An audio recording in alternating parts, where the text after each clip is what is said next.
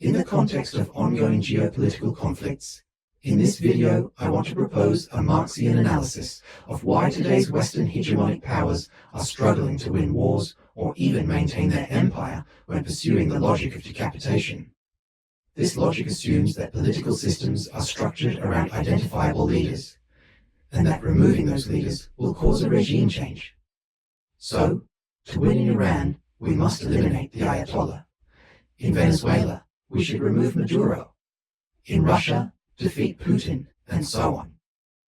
This pattern is repeating but increasingly fails. Removing the head of a belligerent group no longer guarantees its defeat.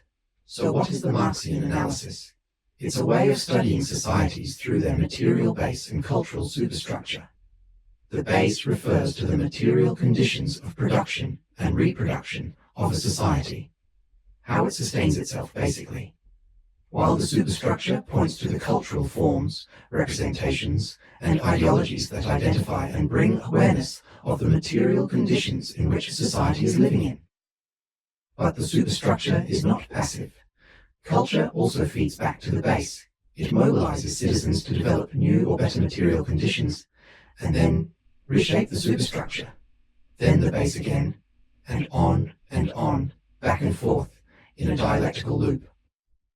I'll use the example of ancient Greece to make this clearer. This society's material conditions was based in agriculture and animal labor. So one's daily life in ancient Greece was continually in close proximity to domesticated cows, horses, and it should come as no surprise that cows and horses appeared in their mythology as cultural hybrids, like with the Minotaur and the Centaur, figures that fused human and animals. In other words, the creatures that lived alongside humans all day long returned to haunt them in their dreams at night. Today, of course, this material base had shifted. It shifted twice, actually. From agriculture to industrialism, and now to digital networks, where computers have become central tools of communication, labor, and socialization since the 1990s. Now humans are continually in close proximity to technological systems, and this generates both new potentials and new anxieties. Previously embedded in hierarchical structures, individuals now find themselves within decentralized and interdependent networks.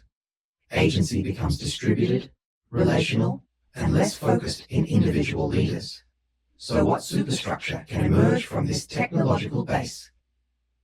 In a time of rapid growth in networked computing and digital globalization, the Borg was first introduced on syndicated television in the late 1980s to embody a mythology that expressed the anxieties of technological mediation, the loss of individuality, distributed agency, and the collapse of clear boundaries between humans and machines, as we saw with the loss of boundaries between humans and animals in Greek mythology. Their Borg intelligence was not centralized, but distributed across the collective. They initially had no leader, no command structure that could be targeted, and their strength relied on redundancy and adaptability. And in strategic terms, this way of life presented a fundamental challenge to the military logic of decapitation, which I talked about earlier. If power is networked and not hierarchical, then eliminating a single node will not collapse the system. The Borg could not be defeated like in a chess game, where capturing the king wins the game. At this point, the Star Trek TV series encountered a narrative dilemma. Faced with an enemy that could not be defeated through the demise of its leader, the script writers had two options. Either rethink the conflict in non-hierarchical terms, or reshape the enemy to fit familiar models. They unfortunately chose the latter and introduced a Borg Queen to retrofit hierarchy onto a system that was non-hierarchical. The collective was given a leader, and therefore a face, a voice, and crucially, a vulnerable target. The Queen could be killed, and once again, the Star Trek crew could defeat their enemy via the logic of decapitation. This move may have given a short-term solution to the Star Trek writers, but it came at the cost of a deeper cultural dissonance. Star Trek no longer expressed the superstructure of the emerging technologies of the late 1990s. The Borg had initially operated as a cultural form capable of mapping the new material condition of digital networks. By imposing a centralized figure onto this distributed structure, the series effectively reverted to an older social order. In Marxian terms, the superstructure failed to develop in accordance with transformations at the base. Rather than producing new representations that were compatible with the new conditions, it reinstated familiar yet obsolete ones. And I wager this failure is not limited to science fiction writing. It extends all the way to warmongering cultures in today's military-industrial complex.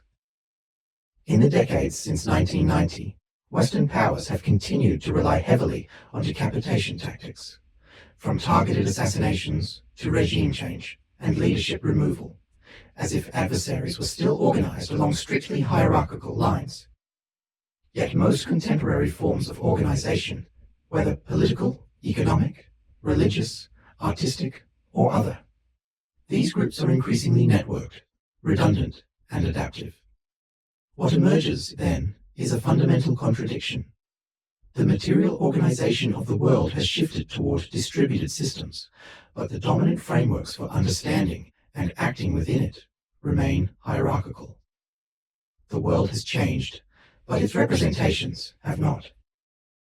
The Borg were an early cultural beacon of this transformation, and yet the introduction of the Queen marks the moment when that signal was deactivated, transmuted back into known and comfortable representations. But rather than preserve existing world orders, this refusal to align our society's superstructure with new material conditions, this accelerated the decline of present hegemonic powers. When a group is misinterpreted as hierarchical, any attempt to remove its head will fail to dismantle it, and it should come as no surprise that other acts of decapitation will not work. Conflicts no longer end with the elimination of a central figure. The Borg and countless other cultural signs have suggested this since the early 1990s. In a world where power is distributed, where more resilience emerges from interconnection and shared knowledge rather than centralization and secrecy.